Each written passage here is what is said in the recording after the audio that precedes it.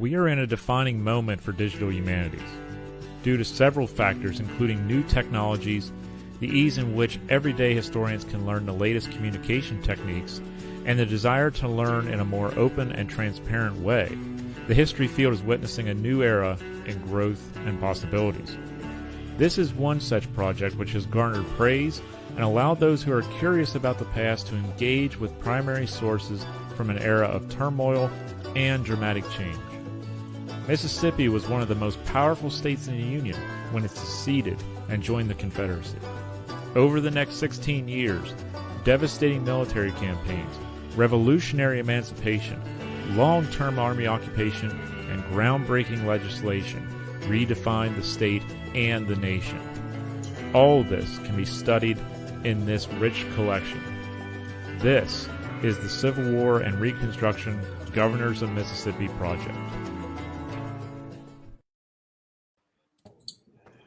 Good evening, ladies and gentlemen.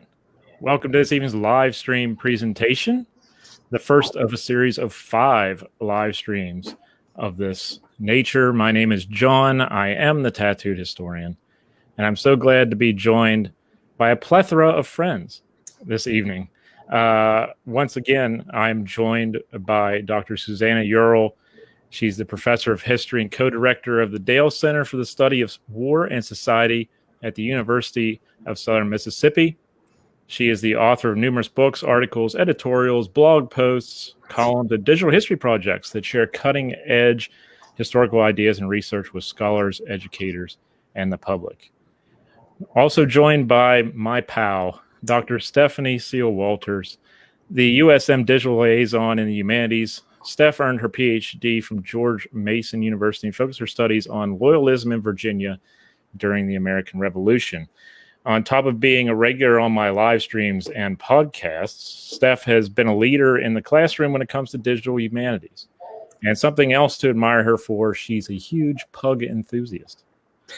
I had to throw that in there, Steph. Yeah, major pug enthusiast. I had to throw that in there. Finally, our special guest for the evening is Jeff Gambrone. He earned a bachelor's degree in history from Mississippi State University and a master's in history from Mississippi College. Jeff works as a reference librarian in the state archives. He is author of 4 books: Beneath Torn and Tattered Flags, a regimental history of the 38th Mississippi Infantry, CSA, an illustrated guide to the Vicksburg Campaign and National Military Park, Remembering Mississippi's Confederates, and Vicksburg and the War, co-authored with Gordon Cotton. His articles have appeared in North-South Civil War Magazine, Military Images Magazine, Civil War Monitor, and North-South Traders Civil War Magazine. Thank you all for being here this evening. I appreciate each of you here for the first episode of our 5-part series. Thanks, John. Thank you. Great to be here.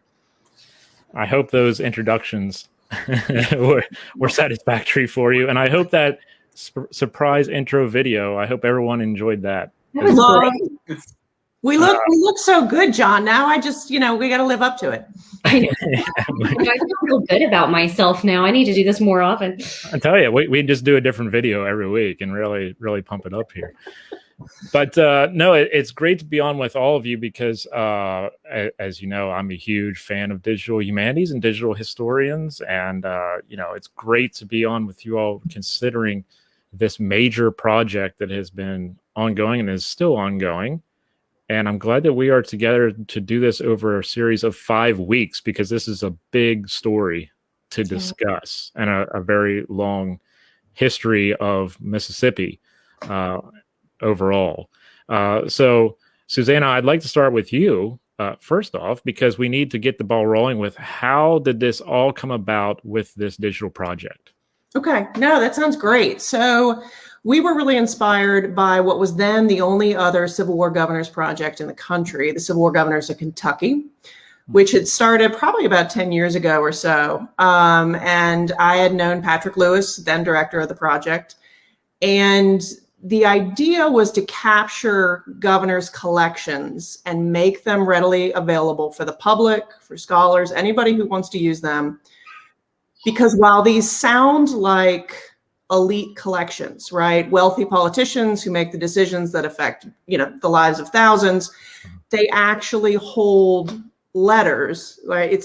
They capture the voices of just everyday people, because in the 19th century, if you had a complaint, particularly if you wanted to petition to get some help, any sort of assistance, you wrote to the governor. And I always joke, I mean, the governor's papers for the 19th century are like our social media. If you just want to hear from everybody, that's the place to go to get this really interesting sampling. So about 2019, I approached the Mississippi Digital Library, which is housed at the University of Southern Mississippi. It basically helps repositories all over the state make their collections, portions of their collections available online. And I approached MDAH, the Mississippi Department of Archives and History, where Jeff works. And, I said, look, are you guys interested in digitizing these governor's papers?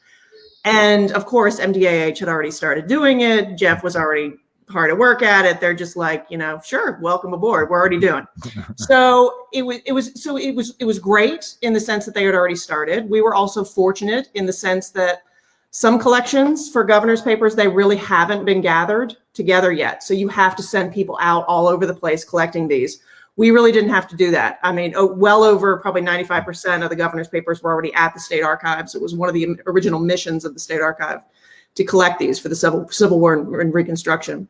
The difference with our project, and this has been kind of continued in Alabama as they've started their Civil War Governors of Alabama project, is we include the Reconstruction years.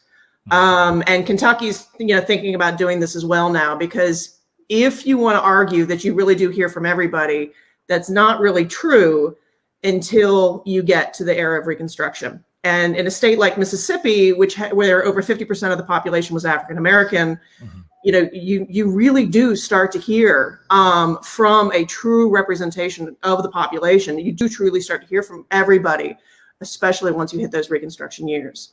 So we are digitizing, transcribing, and annotating, meaning we're providing some historical context for, it's just over 20,000 documents, beginning in the fall of 1859 with the Pettus administration and continuing through the end of John Marshall Stone's first term, which ends in 1882. And we went that long, I talked with MDAH about it and said, look, let's get into Stone, even though he comes in right near the end of Reconstruction, let's take it through that first term so you can really see the effect of the collapse of Reconstruction. And it lets you see and study how Mississippians of all backgrounds experience this incredibly revolutionary time. And it lets you approach it from a lot of different angles. And that's what the podcast is about, helping people understand the angles that we're going to take and some of the new ideas and the new information that we're finding that we're hoping to contribute to the field. Do you think that could be an issue with when we talk about Mississippi and the Civil War, or Kentucky in the Civil War, and we can go on through every other state who was around at that time, where people want to study this era of history, and they kind of start out with like Fort Sumter in 1861, and they go to the end in North Carolina in 1865, and then they're like, okay, we've done it all with digitization. We don't have to talk about the Civil War anymore. We got it digitized. You all are gone from the antebellum period in 1859 all the way through Reconstruction, which was an abysmal failure, pretty much. And thinking about that, do you think that opening these doors for people to see this stuff for the public, do you think that's going to help out with understanding just what not only causes the secession crisis, which we're going to go into in a little bit, but also some of the issues that we still face today with civil rights and things like that? Yeah, I mean, Carol Reardon, who's one of my favorite military historians, once made the comment, don't just stop studying these guys after Appomattox. It's not like, you hit April 1865 and, it's all gone. The last chapter in my book on the Texas Brigade was Waging Peace. And it talks about the peace is often so much more difficult to win than the war. And for that unit, it was about them waging that adjustment of coming home and that kind of difficult transition to this totally different world, and one in which they were very, very unhappy, obviously, with the results.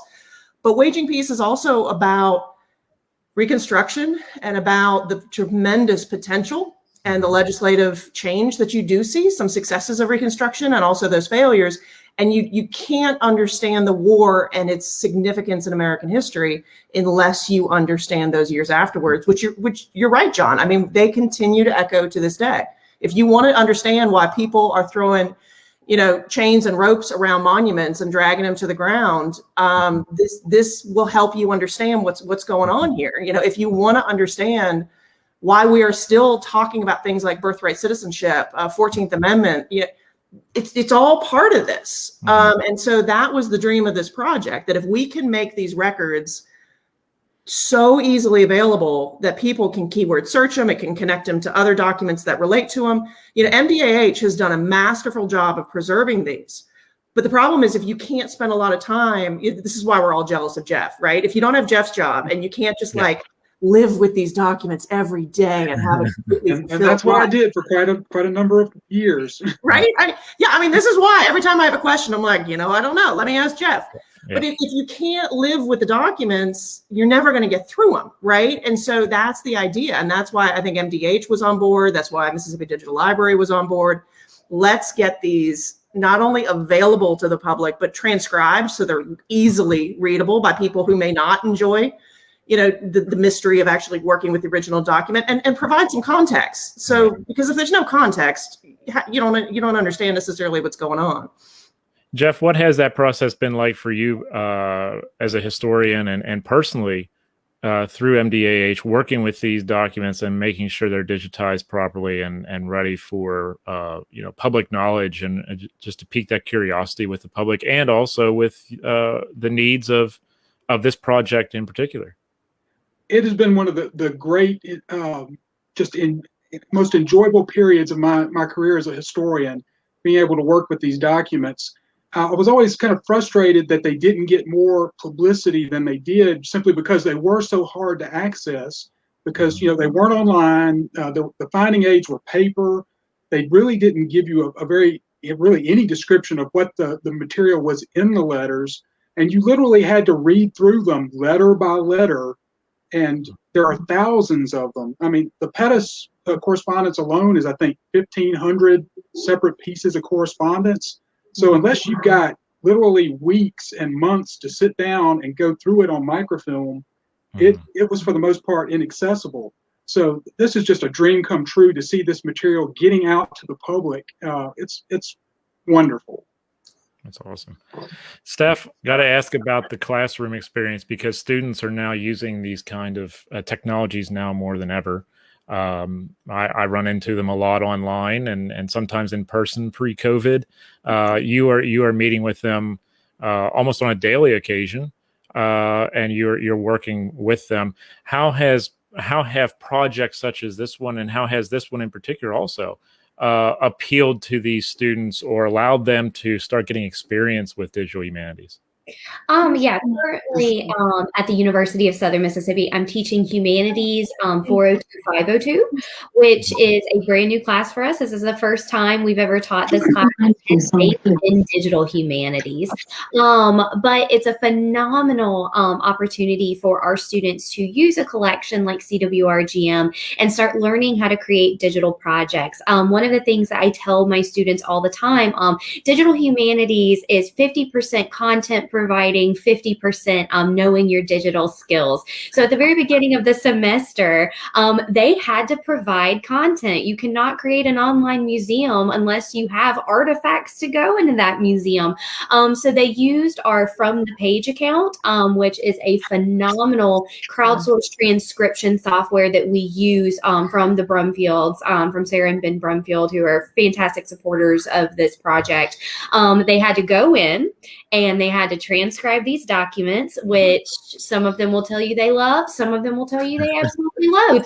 It depends on what they had to do. And then they also had to go in and subject tag these documents. So every time there was a person, place, or thing, they had to tag it and put it into our tagging database. So eventually when our larger website goes live, people will be able to access all the different items that, my students contributed to tagging.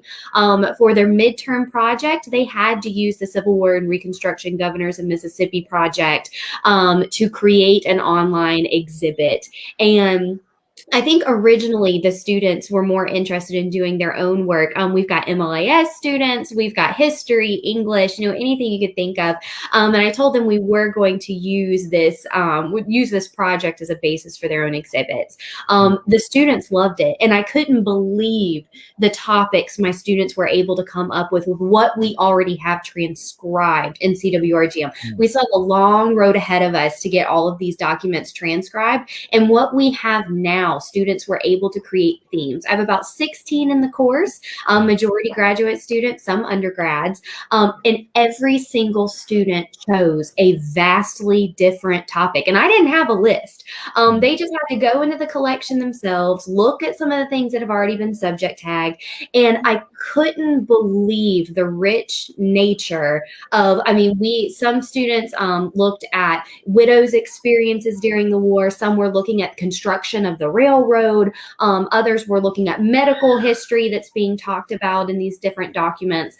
And what they were able to draw from was just so incredible. So while I'm teaching them digital humanities and how to create these cool exhibits, it has also been an amazing experience, because even though I've been a part of this project for 2 years now, even I don't know what all is in this collection, and they were just picking out gems right and left, stuff that we can use for blog posts and stuff. So it's been great. That's awesome. And to think, 35 years ago, we were going to Encyclopedia Britannica, and now we have all these visual resources, which is just amazing. And the way we train students has changed 180 degrees since that time as well. And I hope we keep pushing that envelope forward.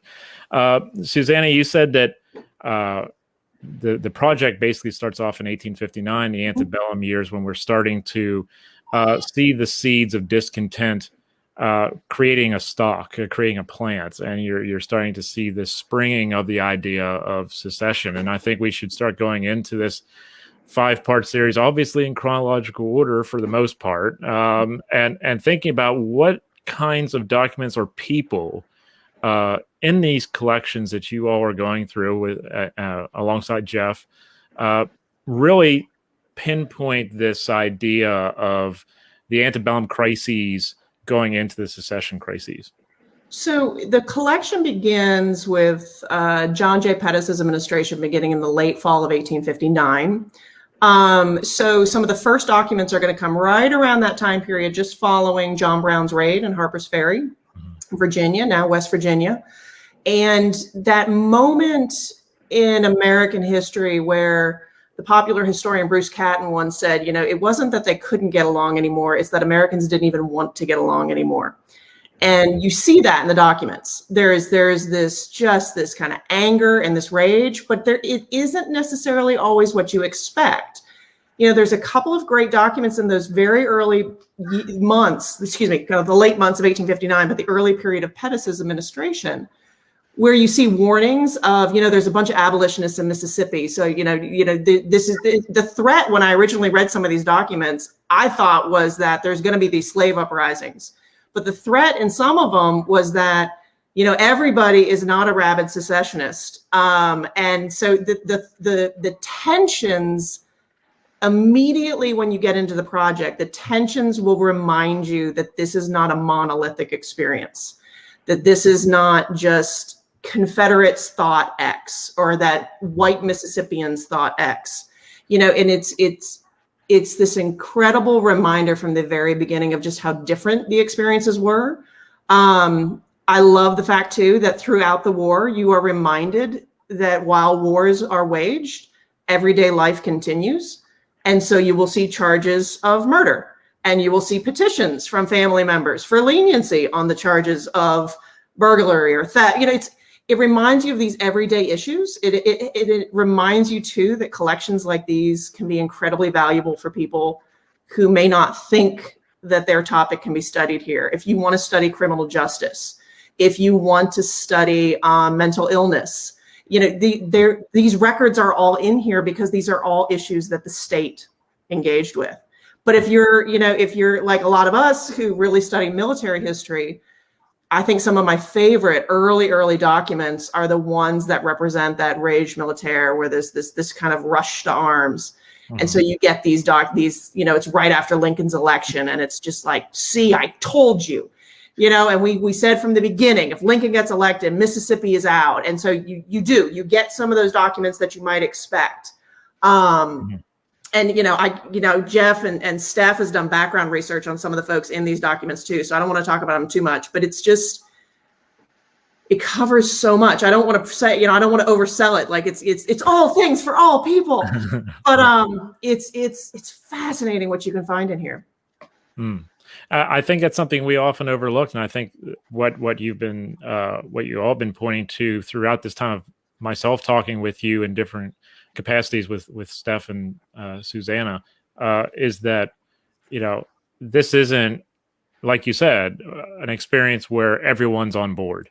Everyone's ready to go. I just got back from a trip and I visited Steph. We were talking about Natchez. Not there's a lot of Union sentiment in Natchez. And I didn't know that until Steph told me. And then I'm sure many of these documents can also point to that. Jeff, with the experience of secession in Mississippi, what has been some of the documents that piqued your interest from what you have found at MDAH and possibly used working alongside this project in particular? I really like the stories of just the common folk of Mississippi, the stories you're not going to find anywhere else. From a letter from Jane Boykin, who's writing to the governor asking for some salt because all of her sons, she's got 7 sons in the Confederate Army, and she needs salt to help preserve her meat. You'd be surprised how many letters are written to the governor just asking for salt. It's just something you don't think about today, but in 19th century Mississippi, salt was indispensable. If you wanted to preserve your food for any amount of time, you had to salt it. And Mississippi didn't have any natural sources of salt during the Civil War, so it very quickly became a scarce item. And the number of letters just about that one topic alone is amazing. But little things like that are just, I find fascinating. There was a letter in there from a woman who had lost her husband in the war. She had a couple of small children. She was writing from Natchez, and she was basically saying, I'm destitute. My husband went off to fight in this war, and now I'm forced to basically beg door to door to live. And why is this happening to me? And you as the governor, what can you do about it? It's just, some of it is just really fascinating, and it's really tugs at your heartstrings to see what these people were going through on a day-to-day basis. Steph, is that one of the main assets of a project like this and others with digital humanities, is that it gives a voice to those, I don't want to say voiceless, but they basically were for the longest time. People were overlooking these documents, or maybe we just didn't have access to them. Like somebody in Pennsylvania, like myself, didn't have access and until these things are digitized. And now you're starting to see, as Jeff said, the common citizen, if you will, having a voice. Definitely. And I think that's one of the biggest goals of our project, especially on the digital humanities side, was this idea of subject tagging. Just because I always tell my students, when you're dealing with such a large collection, sometimes it's difficult for the human brain to see patterns when you're looking at that many documents at once. But when we're subject tagging things, subjects like salt, we're able to, through From the Page, and what we're going to do on our new website that's going live in June, is you're going to be able to aggregate all of these documents at once that talk about salt, and you'll be able to see these different patterns across the state. Whereas if you're looking at 20,000 documents at once, how is your brain going to pick out every single one about salt, or even notice that salt even was there at all?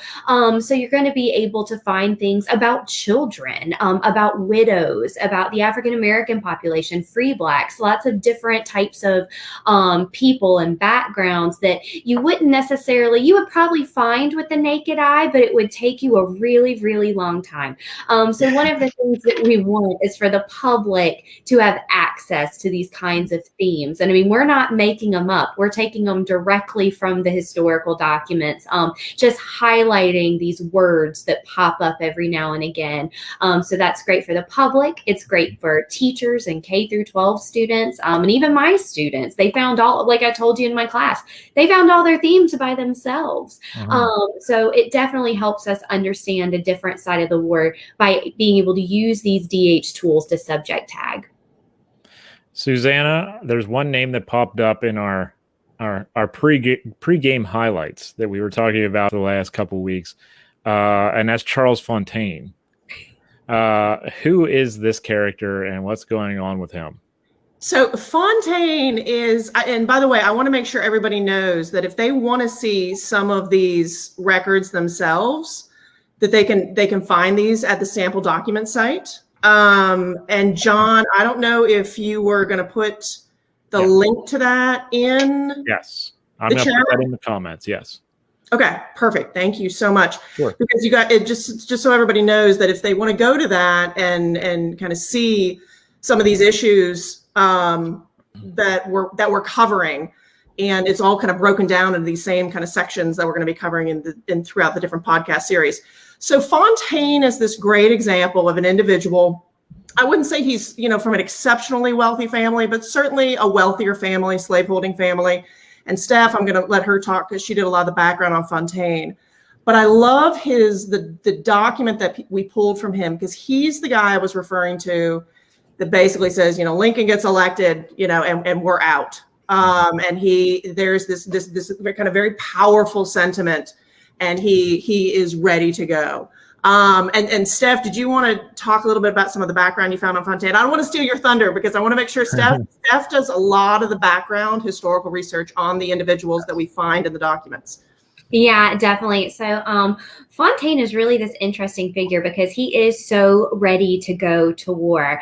So we have access to incredible repositories that like Ancestry.com and Fold3, newspapers.com, to be able to find a little bit of background information on these individuals. And Fontaine, he was really excited to go to war. One of the things that we found from him was his enlistment record, and he signs up like day one, if I'm not mistaken.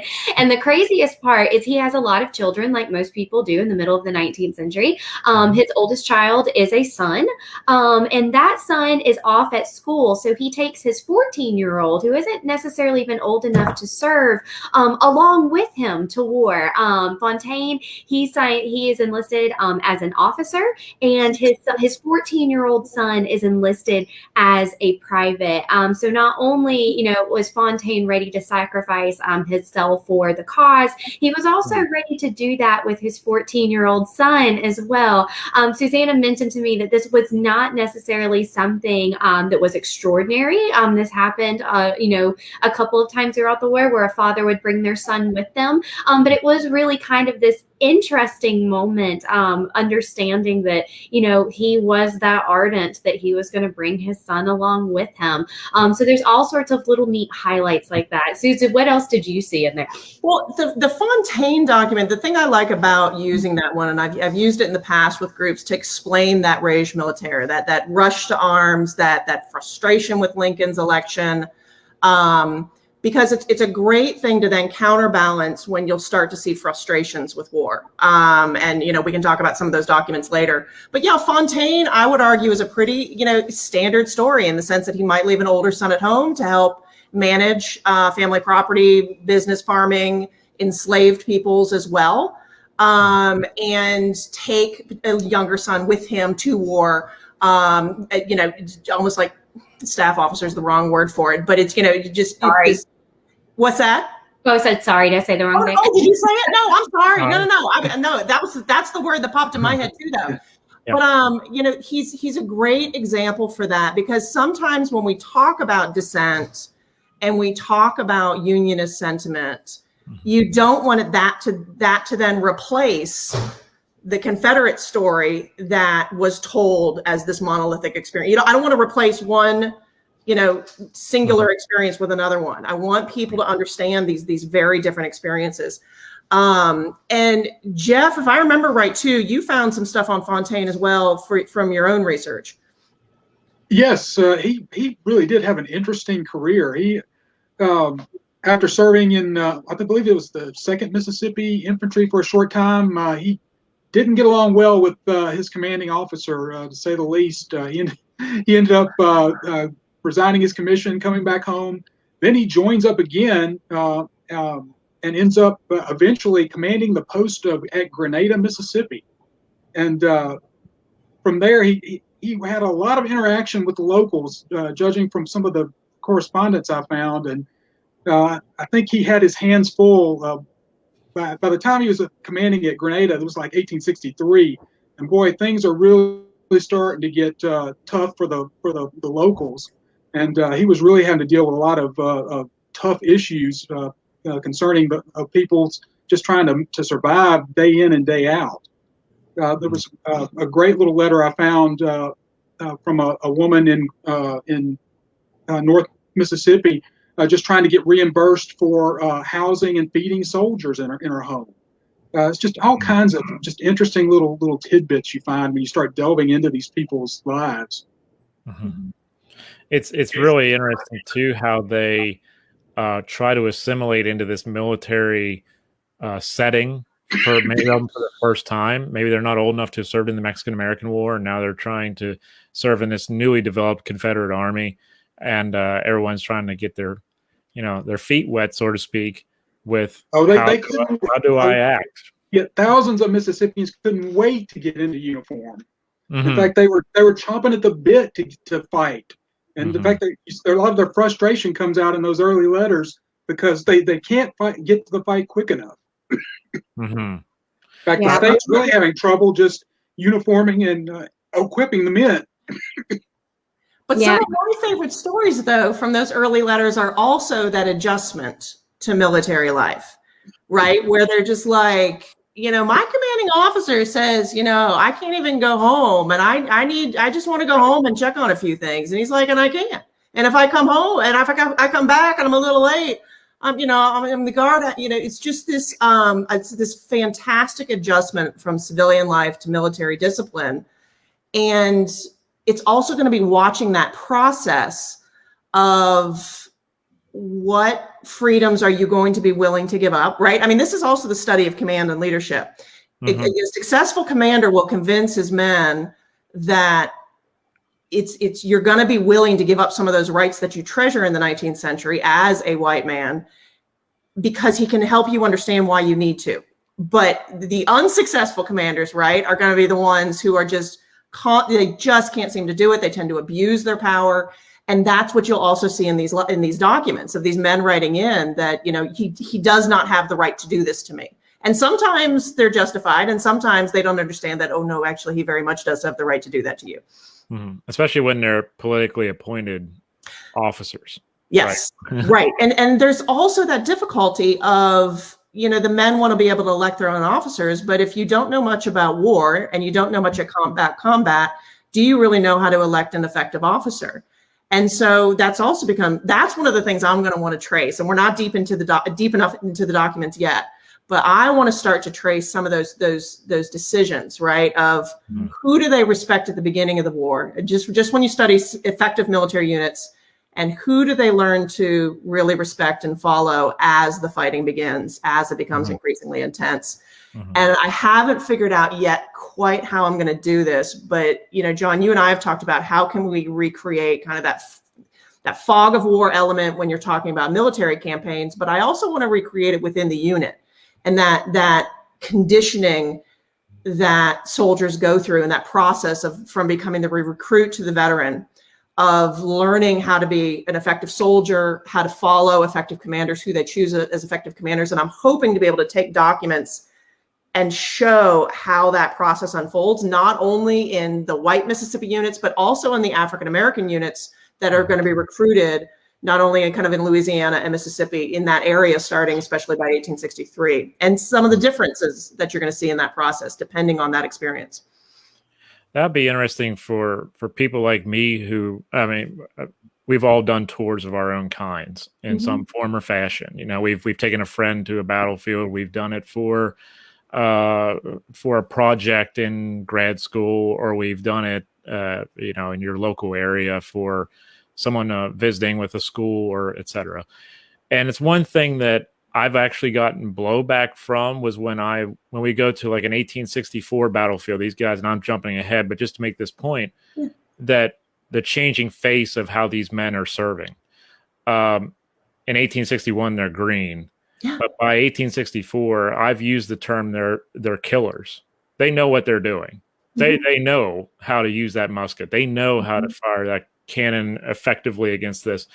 And sometimes there's a little blowback from people because they don't want to see these men that way. But I think a project like this, where you can digitize these letters and you can understand the changing face of not only warfare, but of the men themselves, saying that, you know, what they've been through and how that could guide them. I think that's a unique opportunity for a lot of laymen, let's say, for lack of a better word, to understand what this was actually like.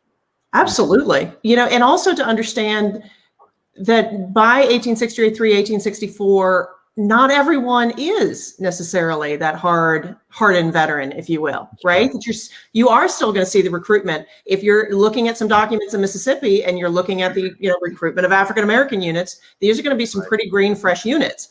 The guys who are showing up in even some of the established units are not all veterans, right? And how do they fit in? They don't always fit in well, for example. So there's so many things when it comes to military history that you can study through these collections. Jeff was the one who gave me the idea, because part of the Pettus papers includes these military telegrams.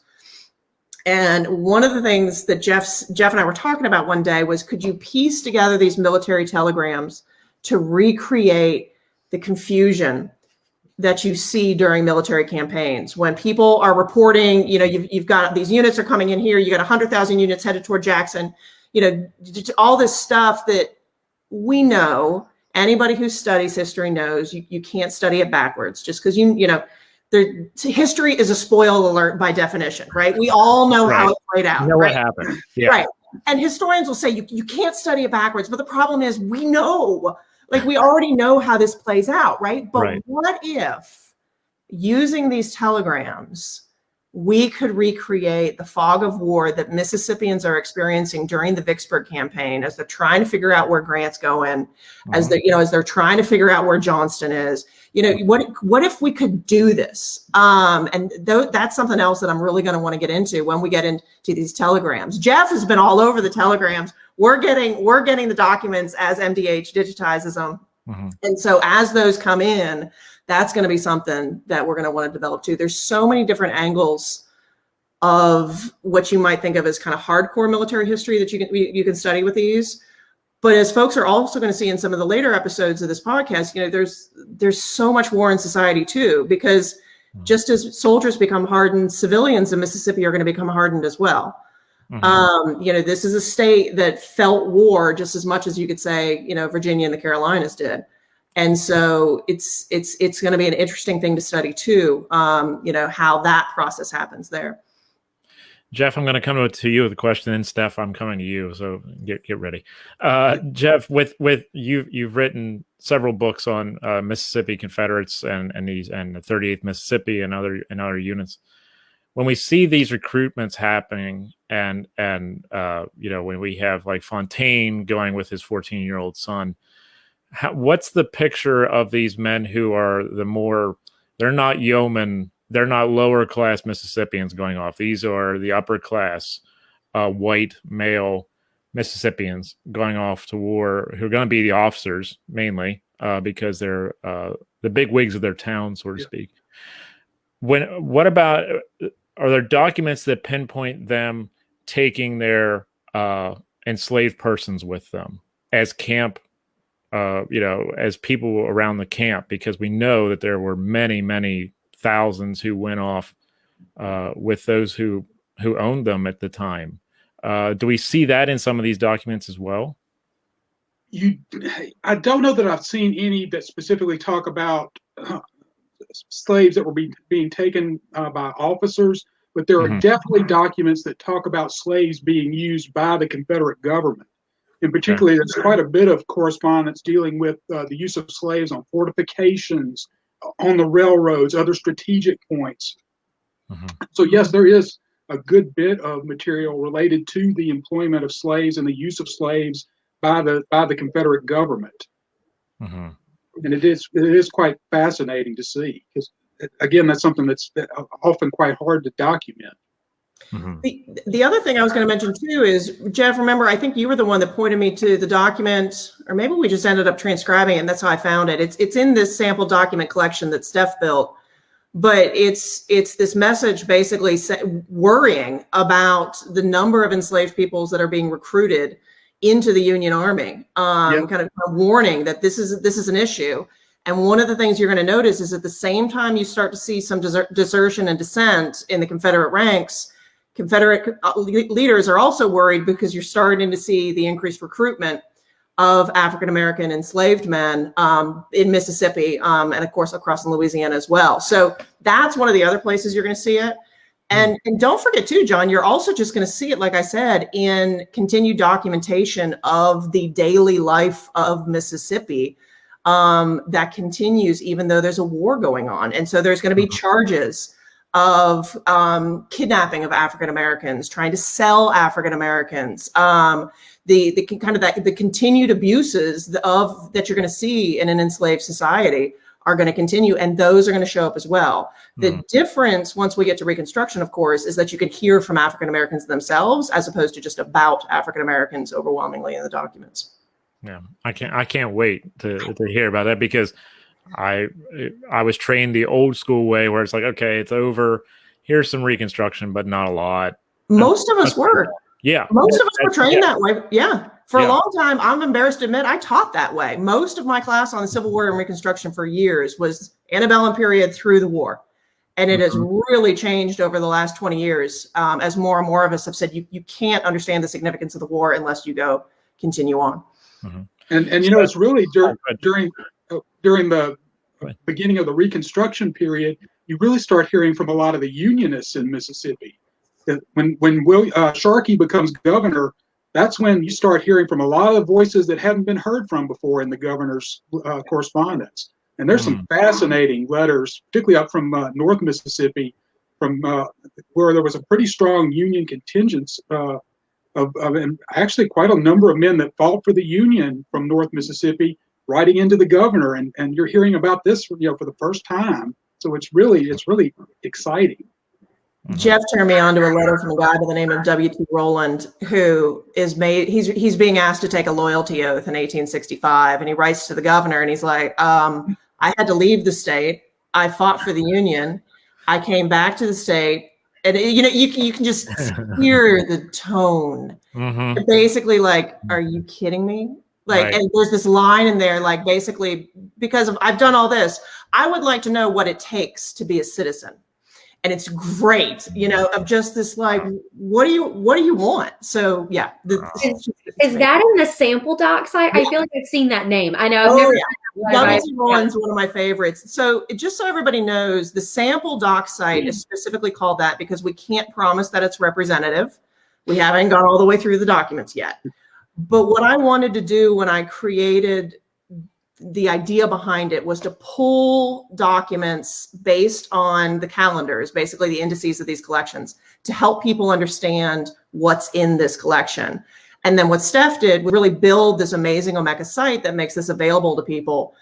We have lesson plans that go with it as well, but that's where you can find a lot of these documents that go with it, and they're just incredible. They're phenomenal. Yeah, Steph, let's talk about that real quick with the lesson plans. Because I think this is something that makes this site a little bit different than many others, where you're not only showcasing digital history and digital projects or a digital project, you're also showcasing how do you bring this across in a classroom environment. And that's really key to the understanding of the gaining traction with this project in new and different ways. Can you speak a little bit on that part of the site? Oh, definitely. Yeah. And that was one of the main goals, I think, at the beginning of the project in terms of creating the sample site.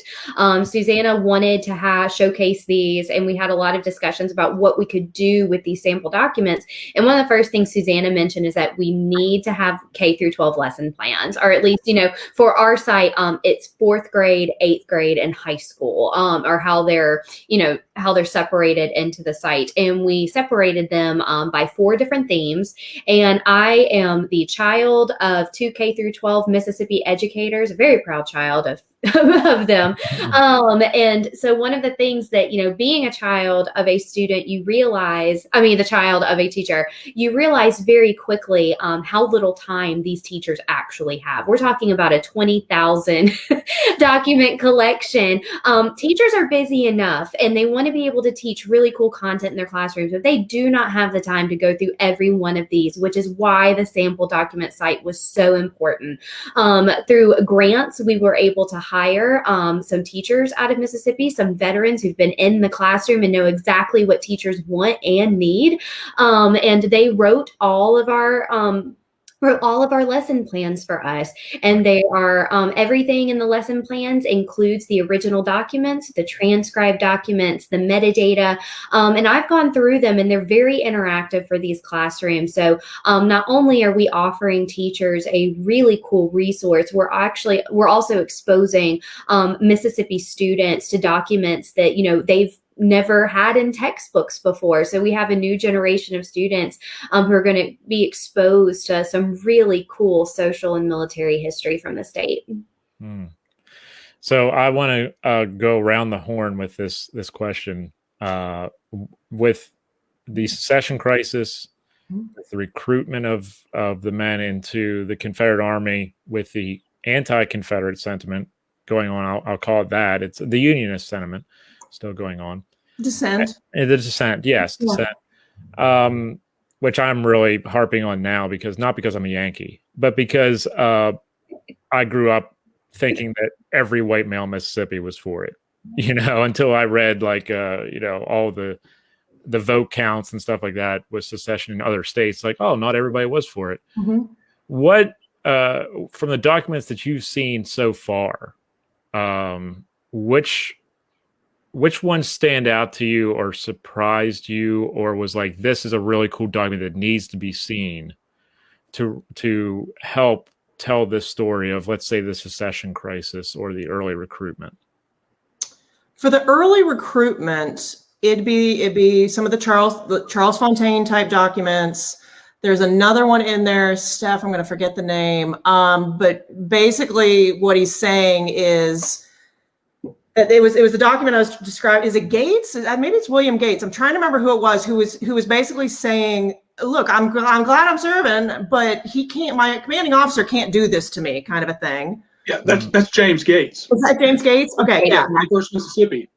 Yeah, and it's just so if you just want to look at that time period, it'd be that. If you want to get into the dissent, though, and I love the word dissent because it covers people who become pro-union.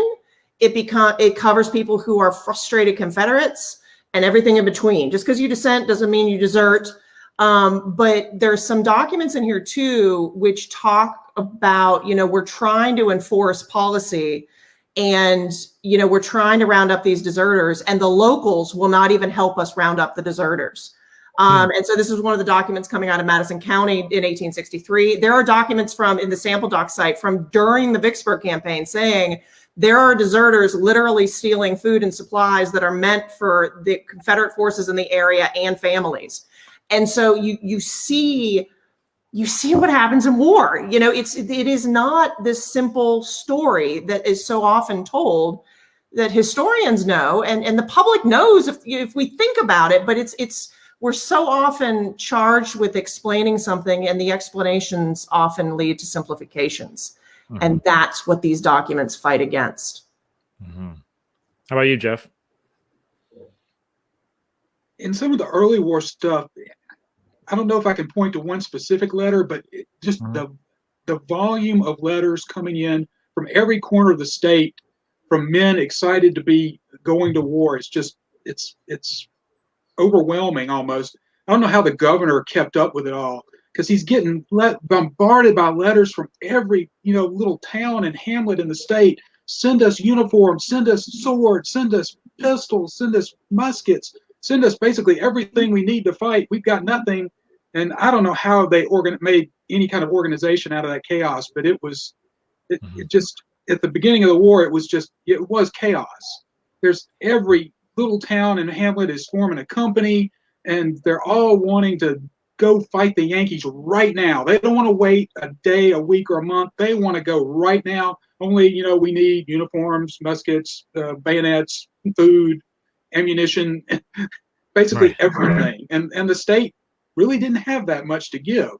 So it had to be incredibly frustrating for the governor getting all of this in and trying to make any kind of sense out of it and trying to keep these people happy. And a lot of them very quickly got upset when they didn't get the supplies they wanted and felt they deserved. Right. Steph, do you remember the document that Lindsay brought our attention to? Because I was going to say, it's not just white men in Mississippi who are rushing to arms. There's women. Right. So there's the woman from Natchez, right, who we have in the sample document site, who's volunteering her services as a nurse. But one of our editors, Lindsay Peterson, brought this great document to our attention. This woman's basically trying to organize a regiment of women nurses, and they expect to be paid as basically soldiers in a regiment. And it's this like Nightingale regiment, if I remember right, Steph. Yeah. So it's white Mississippians, men and women, are going to be part of this rush to arms. One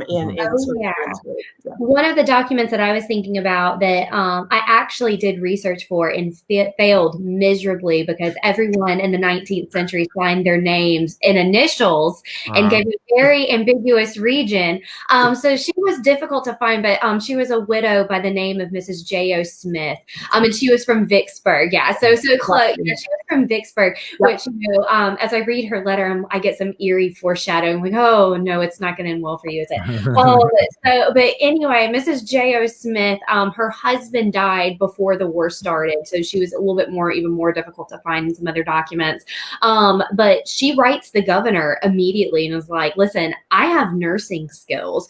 I'm ready to go. Send me to Virginia tomorrow. Just let me know how you can get me there, and I will be a nurse ASAP. And even better, I have friends who are also widows who are willing to serve as nurse. So please, use me. And it's this really cool letter because, man, is it ardent. It's so passionate. Like, I will go tomorrow. Please just let me go, or tell me how I can help. And so that was something that was surprising to me in the collection because, as a historian, we're always looking for women's voices in these types of collections. But when it comes to ardency and support of the war, hearing her be so passionate was something that I don't know if I wasn't expecting to hear it, but it was something that was just really cool to find. It was a really neat gem. And it's fun to balance that, right, with like Mary Jones and some of the experiences we're going to be talking about next week as women start to be like, look, you promised to help take care of us. And I don't want to get too much into next week's topic, but those are going to be some of those, again, just like the enthusiasm you're going to see, regardless of gender, as the war drags on, what some of these pressures are going to look like. Not everybody turns, you're still going to see some hardcore defenders to the end, but the pressure of war and the impact that it's going to have on Mississippians is also going to be interesting to watch. So I love how you could tell Susanna has been a professor a while because she tells you what's coming in next week's lesson. And it's like, so don't skip class. Don't skip. Don't skip. Bring your notes. It's going to be so much fun because it's about our women. And so, we've got some phenomenal stories for next week. So for anyone who is tuning into the live stream right now or later going to be listening to the podcast, how can they help out in any way with this project, if at all? So we definitely benefit from the work of volunteer transcribers. We're going to be pausing our call for volunteer transcribers, other than the ones who are currently working, because there has just been, because of COVID. Okay, just for the record, MDAH, if you're not doing something to support MDAH or in your state archive where you live, please do it. They have worked through shutdown. They have worked through limited work schedules because of COVID safety regulations, which were very important to follow. But it has really slowed down their ability to get us digitized documents. So starting June 1, if you want to help, we're going to have hundreds and hundreds of documents available for people to start transcribing. You can still help now, but we're probably going to run out for a little bit in the next month or two, just because of COVID, and we've all experienced this. But starting June 1, if you'll go to CWRGM.org and you click on Get Involved, you're going to be able to watch a short training video it's 13 minutes. It just gives you the basics of, if you haven't read 19th century handwriting, they do these crazy things with double S's that look like F's. The people who told you that your handwriting was horrible and that in the 19th century people learned handwriting, it was beautiful, you will find that that is a lie, and that a lot of people do not have beautiful handwriting. So the video helps you understand how to find patterns and transcribe. But basically, if you want to help us start in June 1, please, please, please get involved. And if you're an educator, please, if you're thinking about using those lesson plans and using those documents, if you need our help, if you want us working with your students in the classroom starting in the fall, absolutely. If you want us help in your classroom this spring, I'll do that too. I mean, it's just so important to us that people really be able to use these documents and use them effectively. I know Steph will be putting me to work as a volunteer to help, because I have my reading glasses now. You better believe it. I remember going through all that script in the archives, and it's log the hours, man. I'm going to put you. Yeah, it's going to be my community service. No, but I'm really looking forward to next week's topic. And remember, everyone, this is the first part of a 5-part series. We're going to have 5 live streams, including tonight, and 5 podcast episodes going out to you, so you can get it in any way you see fit on any platform, Facebook, YouTube, Spotify. It'll be up wherever you get this stuff. So that way you're introduced to the history just like you are with digital history. It's accessibility. It allows you to get this wherever you wish to. And I'm looking forward to the next 4 weeks of stuff. And I'm sure I'm going to learn a lot.